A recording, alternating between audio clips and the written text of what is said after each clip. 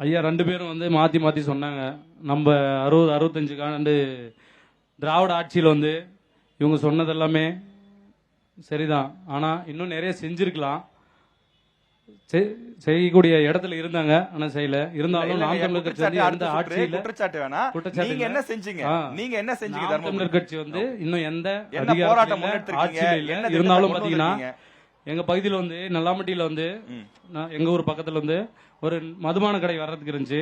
அந்த ரோட்ல நம்ம வந்து அரசு திட்டம் வந்து என்ஹெச்ல இருக்கக்கூடாது, குறிப்பிட்ட தூரம் தான் இருக்குன்னு இருந்துச்சு. அதையும் மீறி கொண்டு வரதுக்கு இருந்தாங்க. நாம் தமிழர் கட்சி சார்பா மாங்கரை ரங்காபுரம்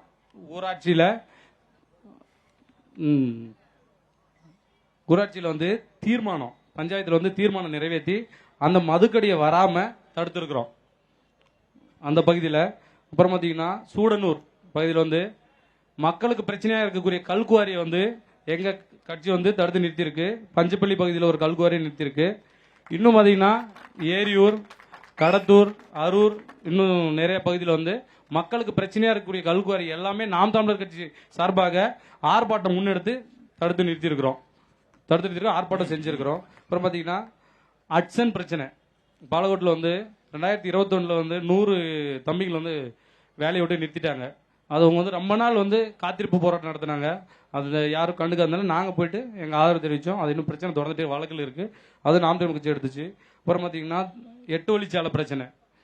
8 வழிச்சாலை பிரச்சனைக்கு வந்து எங்கள் நாம் தமிழ் கட்சி சார்பாக தான் பெரும் எதிர்ப்பு தெரிவித்தோம்.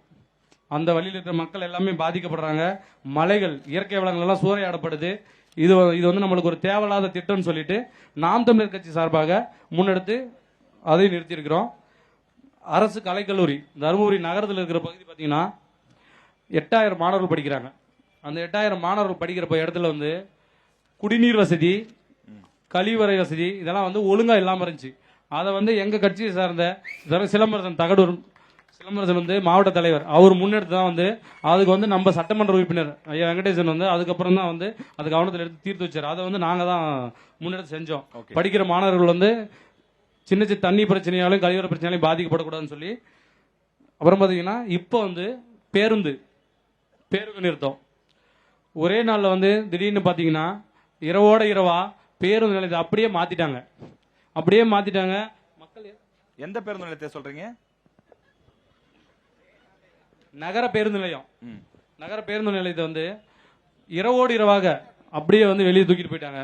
அதனால வந்து பொதுமக்கள் எல்லாருமே பெரிதும் பாதிக்கப்படுறாங்க. 5 தொகுதியிலிருந்து வரவங்க எல்லாருக்குமே மையமா இருக்கிறது இதுதான்.